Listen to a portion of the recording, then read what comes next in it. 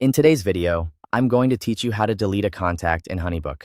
To get started, log into your HoneyBook account using your usual credentials.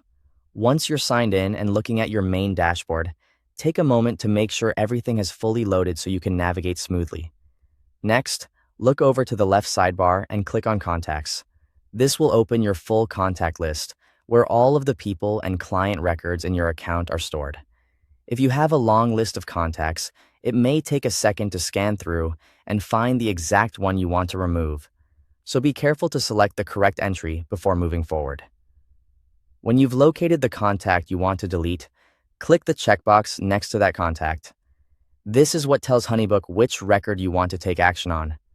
After selecting it, pause briefly and verify that the contact is actually marked as selected. This is an important step because it helps prevent deleting the wrong contact by mistake. Once the contact is selected, an action bar should appear above the contact list. In that bar, click Delete. At this point, HoneyBook will usually show a confirmation message before completing the action. This message is there to make sure you understand that you're about to remove the contact from your list. Take a moment to review the deletion confirmation message carefully. This is your chance to double-check that you're deleting the right contact. If everything looks correct, go ahead and confirm that you want to delete the contact. After you confirm, HoneyBook will begin removing the record from your account. Now, wait a few moments while HoneyBook processes the deletion. In most cases, this only takes a short time. Once it's finished, return your attention to the contacts list and verify that the contact no longer appears there.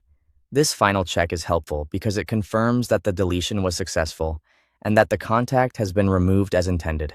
And that's it. You've successfully deleted a contact in HoneyBook.